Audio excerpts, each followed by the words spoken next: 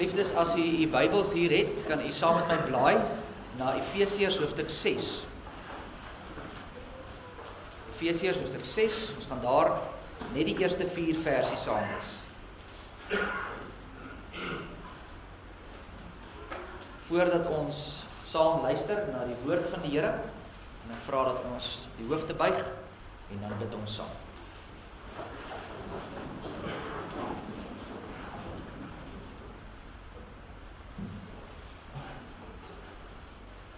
Here, dit is saam met die engele wat ons vanmôre ook uitroep, heilig, heilig, heilig is die Here God Almagtig. Saam met alle volke klap ons hande. Ons sing en ons eer en ons loof en ons prys U vir goedheid en getrouheid en genade wat ons nie verdien nie. Van geslag tot geslag is U besig met ons. En ons gaan dit vanmôre weer sien wanneer ons die doop hier bedien en sien hoe U in die genade uitreik na ons. Hoe U ons harte verander. Hoe dit U is wat ons nader trek in hierdie genade verbond in. En dat ons uiteindelik maar net hier kan staan soos wat ons vanmôre doen en sê dankie Here. Dankie dat U ons nie alleen laat nie. Dankie dat ons in hierdie genade van U kan leef. Here, maar U ken ook ons beproewinge, U ken ons hartseer. U ken die tye waarin ons leef. En ons wil bid en vra dat U vir ons in hierdie land sal behoede bewaar. Ons dink in besonder aan ons boere. U ken die omstandighede ook rakende die back and claw seer, die verskriklike verliese, die hartseer, bankrotskap, al hierdie dinge wat besig is om hier voor ons oë te ontvou. Ons roep om U. Ons roep, Here, help. Red ons tog uit. Ons weet dat U 'n plan het met alles, en ons weet dat daar 'n rede is vir hierdie ding om te gebeur, en ons sien dit dalk nie nou raak nie, en daarom bid ons, bemoedig ons as dit dan nie beterskap kom. Maar Here, gee dat ons ook mekaar sal help. Want in hierdie tye van nood, ons nie net in die veebedryf nie, maar ook in ons eie omstandighede. U ken die reën wat geval het in die boere se uitdagings daarmee. U ken ons elkeen wat hier sit se finansies en ons huweliksprobleme in ons gesinne en Here, U weet wat aangaan. In al hierdie dinge bid en vra ons dat U ons sal dra en sal sterk en sal lei.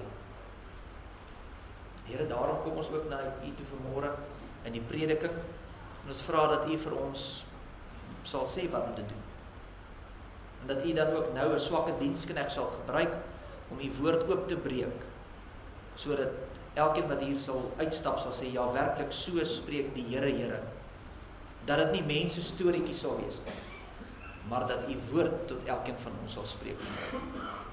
Maak dit dan nou stil in ons gemoed. Here, mag ons hoor wat U vanmôre ook vir ons wil sê. Ons bid hierdie dinge in Jesus naam. Amen.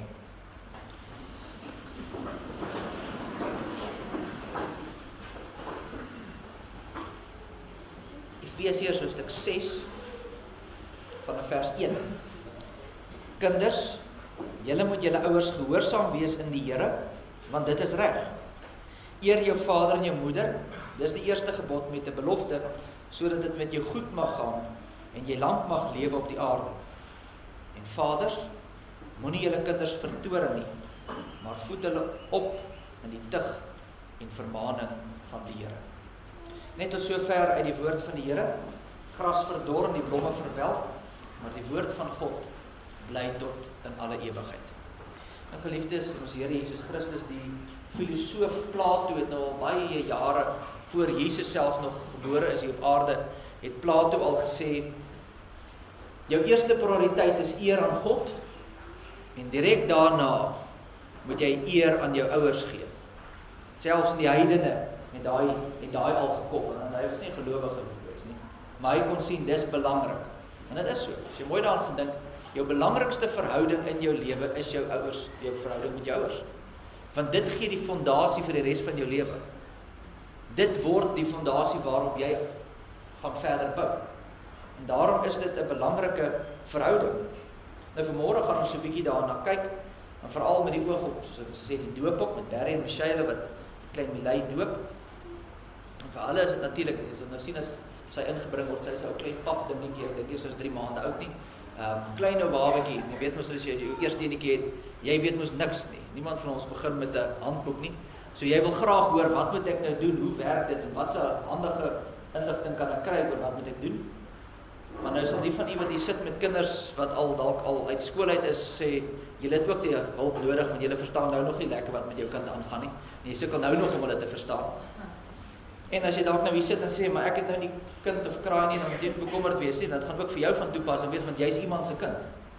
Niemand is onder 'n hoender uitgebore nie, hoender uitgebroei nie, so jy het tog 'n ma en 'n pa, en al is hulle dalk nou al baie oud, of dalk al selfs nie meer hier nie, daar's tog iets wat ons almal om hier te hoor. Nou wat leer die Bybelteks ons hier? Hy sê, daar staan, dat die kinders moet hulle ouers eer. Nou wanneer Paulus hier praat van kinders, dan gebruik hy in die Grieks 'n woordjie wat beteken die nie volwasse is. Dan word hy praat hier met jong kinders. Praat hier met jong kleinkinders. Hy sê, julle jong klomp, klein kindertjies, julle moet julle ouers gehoorsaam wees. Hoekom moet julle dit doen? Want hy sê die 5de gebod sê, eer jou vader en jou moeder. Dit moet jy raak sien as jy hierdie gedeelte lees. Hy vat die beginsel is eer jou vader en jou moeder, en hy pas dit toe op 'n spesifieke groep, op hierdie klein kindertjies. Hoe lyk dit vir klein kindertjies as hulle ouers eer? Hoe lyk dit? Hulle gehoorsaam hulle ouers. So dis wat hy vat 'n beginsel en hy doen 'n toepassing op 'n spesifieke groep mense. En dan gaan hy na die ouers toe.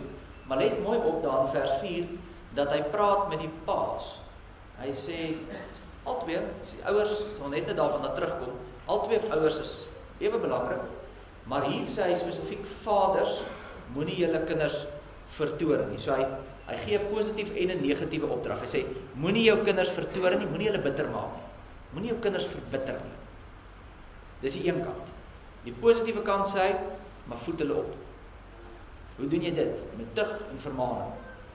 So die beginsel wat ons hier, die leer wat ons hier kry is, as jy nie jou kinders gaan opvoed nie, as jy nie gaan tug en vermaaning gebruik om jou kind op te voed, om 'n ordentlike mens te word nie, weet jy wat gaan gebeur? Jou kind gaan uiteindelik teen jou draai en verbitterd raak. Want jy het hom nie reg geleer nie. Want hy gaan swaar kry in die lewe, want jy het nie jou ding gedoen wat jy moes. So, voed jou kinders op, sodat hulle nie verbitterd raak teenoor jou nie. So, Barry, Michelle en elke ander ouer wat hier is vanmôre, jy moet jou kinders opvoed. En die kinders wat hier is vanmôre, julle moet julle ouers eer. En dis die twee goed waarna ons vanmôre gaan kyk. En ek wil dit graag doen in die hand van 3 punte. Ons gaan hier stil staan by die gedagte van eer jou vader en jou moeder. En ons gaan kyk, eerstens, wat vereis hierdie gebod? Wat vra dit van ons? Tweedens, hoekom vra God dit van ons? En derdens, hoe kry ons dit prakties reg?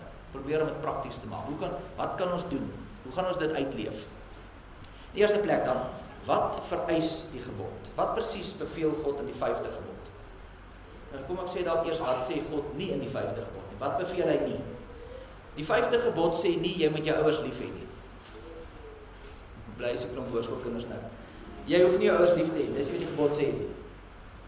Die gebod sê ook nie, jy moet jou ouers vertrou nie. Die gebod sê nie, jy moet jou ouers bewonder nie. Die gebod sê nie eers, jy moet jou ouers gehoorsaam wees nie. Waarom nie? Want 'n gebod is 'n beginsel. Dis iets wat geld vir alle mense oor alle tye. So as die 10 gebooie is iets wat vir jou moet beginsels wees, wat of jy in die 3de eeu leef, en of jy 21ste eeu leef, en of jy 30ste eeu leef, maak nie saak nie, die beginsel bly dieselfde. Die toepassing gaan anders lyk. En om vir mense te sê, as die Here gesê het, maar jy moet vir jou ouers lief wees, soos 'n emosionele, warm liefde, dan sou dit nie moontlik wees vir baie mense, want party mense se ouers is boos.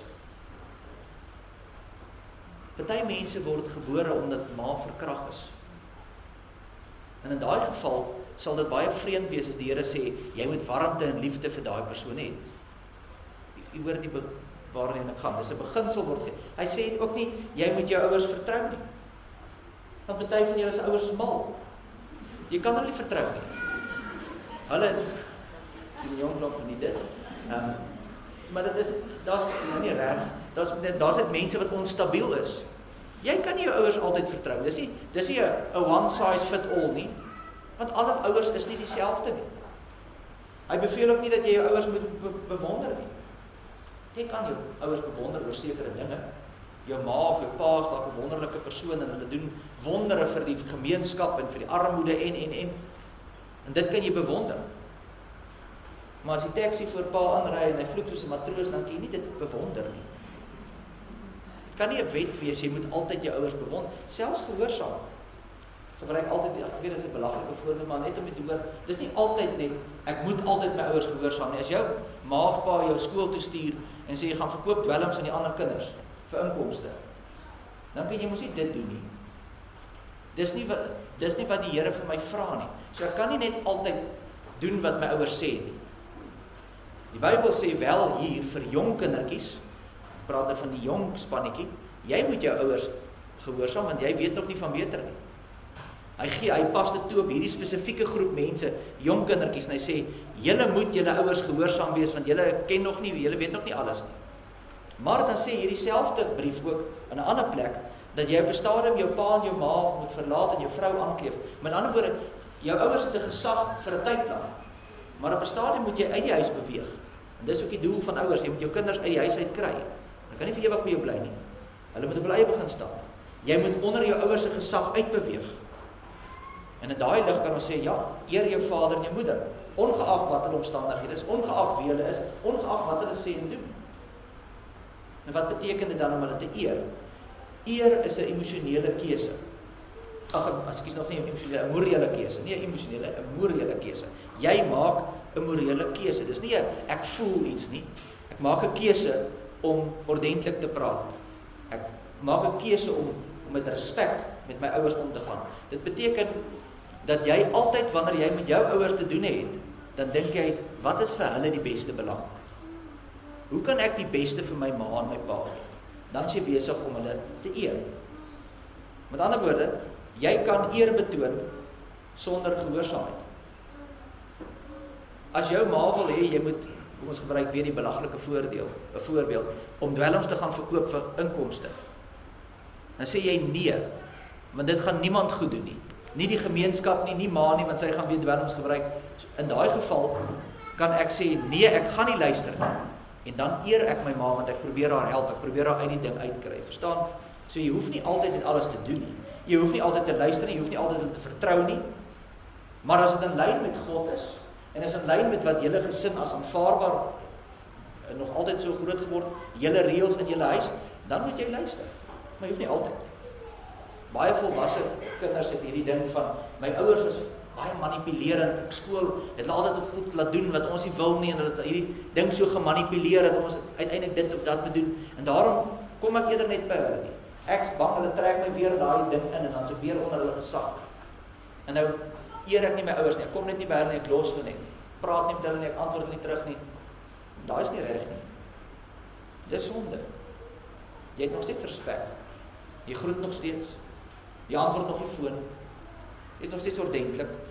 Baie mense voel, ja, maar my ouers het sulke slegte goed gedoen. Kyk waar sit ek as gevolg van hulle swak keuses. Ek voel ek kan hulle nie eer nie. Dis 'n keuse wat jy maak en dis 'n sondige keuse. Jy leef in sonde as jy dit doen. Die Bybel sê nie jy moet vir hulle luister nie. Sê nie jy moet altyd saam met hulle stem nie. Sê nie jy moet hulle vertrou nie. Maar sê jy moet ordentlik wees teenoor hulle. Jy moet met respek teenoor jou ouers optree en jy moet die beste vir hulle soek. En as jy nie hierdie onderskeid maak nie, dan gaan daar 'n probleem kom. Want nou breek die gesag se strukture af wat daar in die gemeenskap is. Want hierdie is iets wat deur God ingestel is. Hierdie is 'n gesagstruktuur, die ouer gesag, die ouer geslag het gesag oor die jongere. En dit moet geleer word, sodat hulle weer kan leer, sodat hulle kinders kan leer, sodat hulle kan leer, sodat die kinders kan leer, sodat ons die evangelie kan oordra van geslag tot geslag. Maar as ons nou sê, nee, ek is nou kwaad, ek doen nou nie hierdie goed, dan breek ons die gesag wat daar is. En dit bring ons by die tweede punt, dus hoekom het God dan vir ons hierdie gebod gegee? Waarom vereis God van ons dat ons vir ons ouers luister? Want dit is hoe gesag oorgedra word. Dit is hoe die wêreld werk. God het 'n blou druk gemaak van wat werk en wat werk nie. En as jy wil sien hoe werk die wêreld nie, dan kyk jy rondom jou, hoe gaan dit? En dan sien jy dis omdat daar geen gesag meer oor is nie. Want niemand het gesag vir niks en niemand nie, want hierdie strukture is afgebreek oor die jare. Party mense het verkeerde sienings oor wat eer is en wat gesag is. Party van ons voel, dit gaan oor bloed. Jy het uit my uitgekom, so jy moet doen wat ek sê. Jy het al daai net vir jou kinders gesê. Jy moet vir my luister, want ek het vir 9 maande jou gedra, en weet jy seer was my swangerskap en my bevalling. Jy moet vir my luister. Dis vlees en bloed, bloed is dikker as water. Dis nie eintlik 'n Bybelse sentiment nie. Baie kulture het dit, baie godsdienste, ander godsdienste het dit ook. Maar in die Bybel staan aanneming eintlik sentraal.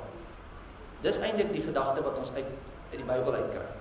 Baie mense raak opgewonde as hulle sê, ek gaan nou uitvind wie is my biologiese pa, of ek gaan uitvind wie is my biologiese ma. En hulle doen navorsing oor stambome en afstammelingslyne en bloedlyne. Ek sê nie, dit is onbelangrik nie. Dit is baie belangrik, jy kan gerus dit doen en moet dit doen. Dan weet jy ten minste waar kom jy vandaan en wie jy is en waartoe jou pad is. Maar dis nie die rede hoekom jou ouers jou moet eer, want jy uit hierdie bloedlyn kom, of jy dit of dat. Dis nie waar die eer vandaan kom. Bybels gesproke is 'n aangenome vader net so, en 'n aangenome kind net so erg. Dis mos wat ons leer. Die Here sê mos hoeveel keer, oor en oor sê hy, ek het julle lief, soos wat ek my eie seun lief het. Ek het julle aangeneem, julle is myne. Ons gaan nou in die doopformulier staan daar, ek lees dit vir julle die sinnetjie, deur die doop in die naam van God die Vader, verseker hy ons, dat hy as Vader ons in sy genade verbond insluit, en tot sy kinders aanneem. Dis 'n sentrale boodskap van die skrif, aanneming. Die punt wat ek wil maak is, party mense sê, ja, dit gaan oor bloed, en bloed is dikker as water, en daarom moet jy my eer, en daarom moet jy vir my doen wat ek vir jou sê. Dis nie die Bybelse beginsel nie. Die Bybelse beginsel is nie, bloed is dikker as water. Aanneming is net so erg. Die skrif kom sê vir ons, waarom is dit nodig dat jy die Here vir ons gegee het, waarom moet jy jou ouers eer? Want dis reg. Sê die teks vers 1 sê, want dis reg. Hoekom? Want dis hoe God dit gemaak het. Dis die bloudruk. Dis hoe dit van een generasie na die volgende generasie oorgedra word, en daar moet gesag wees, want anders te rafel dit uit. En dis as gevolg van die sonde in ons dat dit so uitgerafel het. Want oor die jare het jy nou hierdie 2 groot strominge begin. Aan die een kant het jy hierdie autoritaire gesinne gehad, veral die verlede het jy dit baie meer gesien. Ek praat van die verre verlede, waar die pa absolute mag gehad het. Die ma het geen sê gehad nie. Die pa was 'n diktator. As hy gesê het so, dan is dit so, en as jy iets sê, dan slaat hy vir jou dat jy stil lê as dit nie reg is nie. Daai tipe van ding. En dit het alles, en dit dalk sê, dis nie die Bybelse beginsel. Die Bybel sê nie dat jy as ouer die reg het om te vernietig nie. Jy moet sorg. Jy moet opbou en versorg. Die manier hoe die families gelyk het vroeër jare, die laaste 200-300 jaar baie verander. En dis as gevolg van die industriële revolusie. Nou, vir die kinders, dis 'n groot woord. Dit beteken toe die masjiene gekom het, toe daar fabrieke begin is, na masjinerie gemaak is. Dis die industriële revolusie, 1750 tot 1850. In die begin voor dit was almal op die plaas gebly, almal het maar gehelp, almal het 'n stukkie grond gehad, ons gewerk, ons ding gedoen. En toe die revolusie kom en alles begin met masjienewerk, vir die eerste keer in die wêreldgeskiedenis het pa weggegaan van die huis af om werk te gaan doen, om geld te verdien. En daar het iets vasgeslaan oor die laaste paar 100 jaar by die mens, om te dink dat pa gaan werk toe, hy maak geld, en ma's by die huis, en sy moet die kinders oppas. Sy is die een wat die kinders moet opvoed, alleen. Dit is nie 'n Bybelse beginsel nie, dit is nie wat die Bybel verwerp het, dit is nie die Bybelse bloudruk nie. Dit was nog altyd die pa en die ma se verantwoordelikheid, nog altyd. Dis hoekom hier spesifiek, en ek sê ons gaan terugkom na, dis hoekom daar spesifiek sê, vaders, julle moet die opvoedingswerk doen. Want jy het ook 'n verantwoordelikheid. Natuurlik het ma 'n besonderse rol om te speel, sy is die een wat versorg, sy is die een wat die klein ding in die lewe bring, en sy versorg en gee kos, en doen die meeste van die tyd die werk, maar dis nie ma wat nou dit moet doen, en pa gaan maar net aan met sy storie, want dis nou wat gebeur het oor die jare. En wat het nou gebeur? Pa gaan werk toe, ma sit met die kinders, en as hy terugkom is hy knorrig, want hy is nou nie meer lus vir die kinders nie, nou skree hy op die kinders, en nou skree ma op hom, want hy moet eintlik help, en nou skree hy op hulle, en nou is almal kwaad vir almal, en nou begin die ding verbrok. En dis hoe dit gegaan het, al ja. vandat hierdie masjinerie en die dinge in die wêreld ingekom. En toe kom die 1960s en 70s en daar vind 'n hele skuif in die wêreld, 'n paradigma skuif soos ons sê. Ewe skielik is daar iets wat hulle noem die Civil Rights Movement, die burgerlike beweging. Dis nou moeg vir hierdie gesagte. Ons wil nie onder gesag staan. Die women's liberation, die vrouens bevry, hulle moet maak wat hulle wil soos hulle wil. Niemand mag vir niemand iets sê nie. Die counterculture, die teenkultuurbeweging. Ons wil nie onder gesag staan nie. En gaan kyk maar na 1970 gaan lees bietjie wat sê die sielkunde en die opvoeding. Dan sê hulle vir jou, ouers, gaan laai julle kinders by die skole af. Julle weet nie om hulle groot te maak nie, ons sal hulle groot maak. En so die skuif gekom. Pa en ma, jy weet nie eintlik wat jy doen nie. Gee dit vir die onderwysers, gee dit vir die afrigters, gee dit vir die sielkundiges, gee dit vir die programme wat ons uitgewerk het. En wat het ouers geword? Emosionele ondersteuning. Ons staan aan die kantlyn en ons wil net sê, go Boeta, go. Het hom hier agter jou. Maar verder doen ons niks. Die Bybel verwerp hierdie model. Die Bybel sê jy mag nie 'n tiran wees nie. Jy mag nie net inkom en slaan en klap en te kere gaan soos jy wil nie. Maar jy kan nie ook net passief wees, net 'n ondersteuner in die kantlyn wees nie. 'n Ouer, 'n pa en 'n ma is 'n leermeester. Jy's 'n leermeester, jy's 'n voorbeeld. Dis wat jy moet wees. Kyk wat sê die teks. Ouers, hulle kinders opvoed met tug en vermaaning. Wat is tug? Tug beteken grense, aanspreeklikheid, verantwoordelikheid, pak slaag as dit moet. Vermaaning beteken persoonlike onderrig, gesprekke, begeleiding, raad, advies, betrokkenheid. Die oomblik as jy gaan tug, sonder dat jy 'n verhouding het met jou kind, dan gaan jy net breek.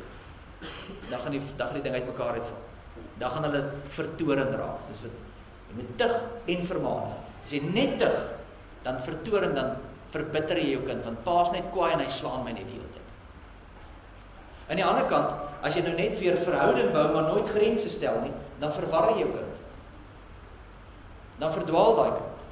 En daarom sê God vir ons, daar's gesag met hart, maar ook liefde met 'n ruggraat. Tug en vermaaning. Dis die beginsel. Nou uiteindelik, hoe kry mens dit reg? Dis die laaste ding. As ons dan hoor, dis wat God vra. Dis hoekom hy dit vra. Hoe kry mens dit reg? As dit so belangrik is, hoe doen mens dit? Ek wil 3 praktiese voorbeelde gee. Eerste is, eer jou ouers binne die kultuur van jou dag. By ons is dit maklik, ons is almal Afrikaners. Ons het almal min of meer dieselfde waardes. Ons sê ja oom en ja tannie en ja pa en ja ma. Dis net ja, nee nie.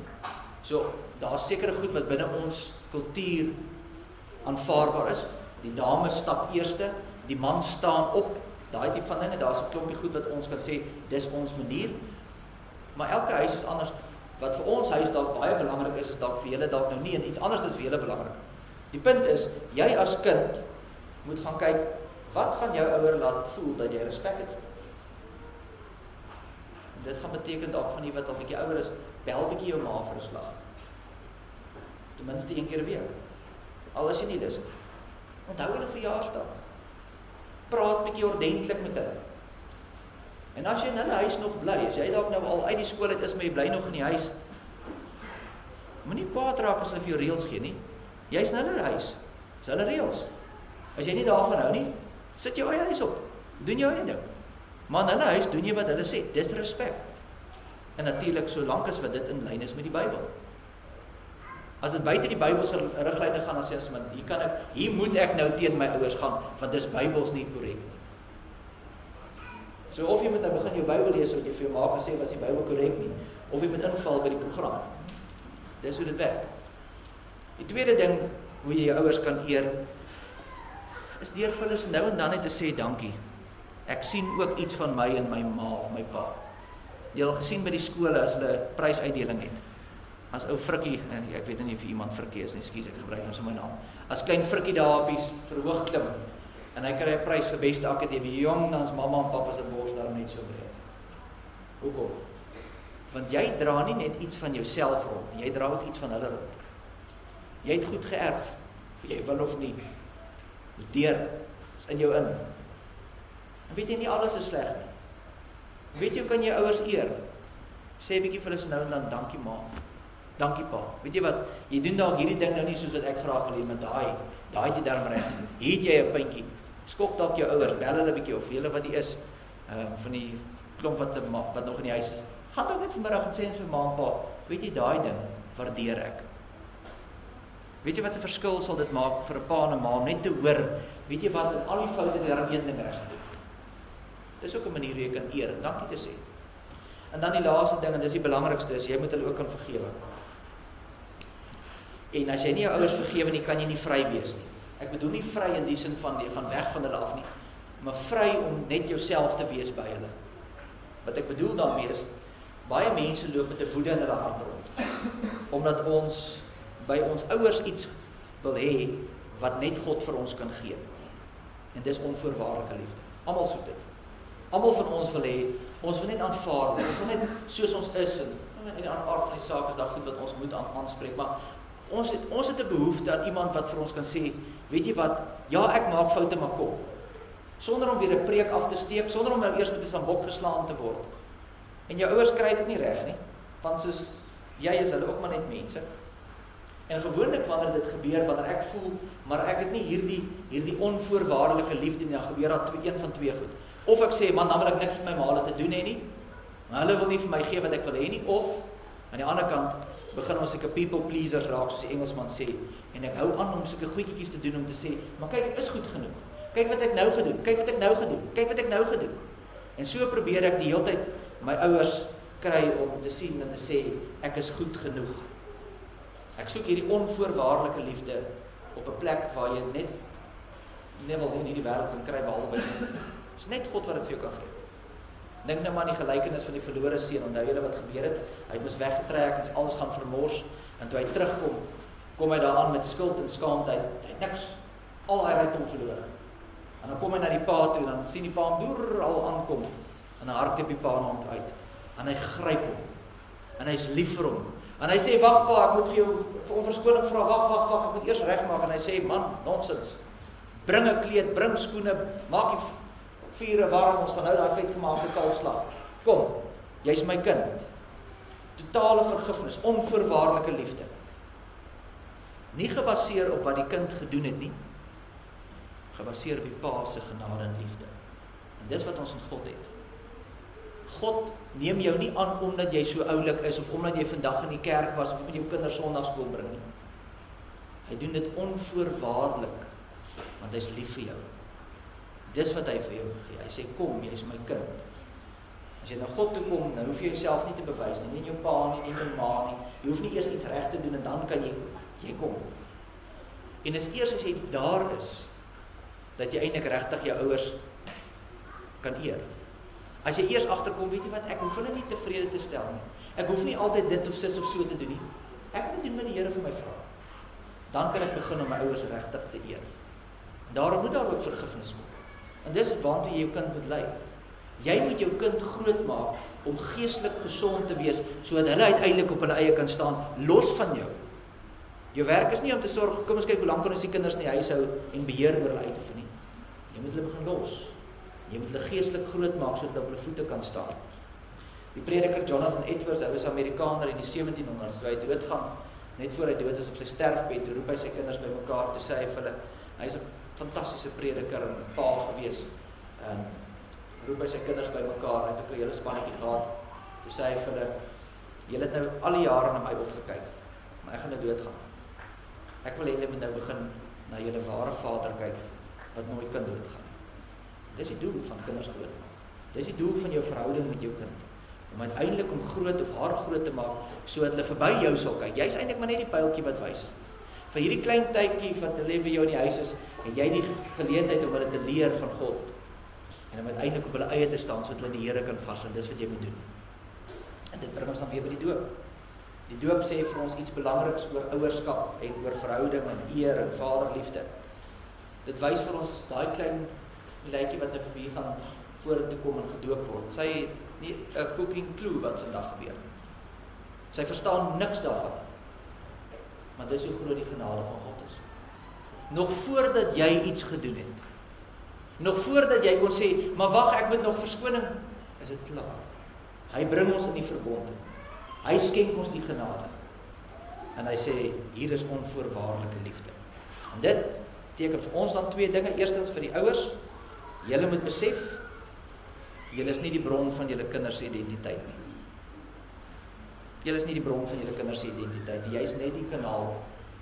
Jy is net die paadjie wat hulle moet stap om uiteindelik by God uit te kom. Dis hulle identiteit. Dis waartoe julle moet lei. Dis waaroor dit gaan. En die kinders, dis nou vir jonk en oud. Jy moet ook hoor, jy hoef nie jou pa en jou ma soos 'n God te behandel nie. Jy hoef niks aan hulle te bewys. Jy hoef nie eers te wys, kyk, ek is waardevol, kyk wat het ek alles gedoen nie.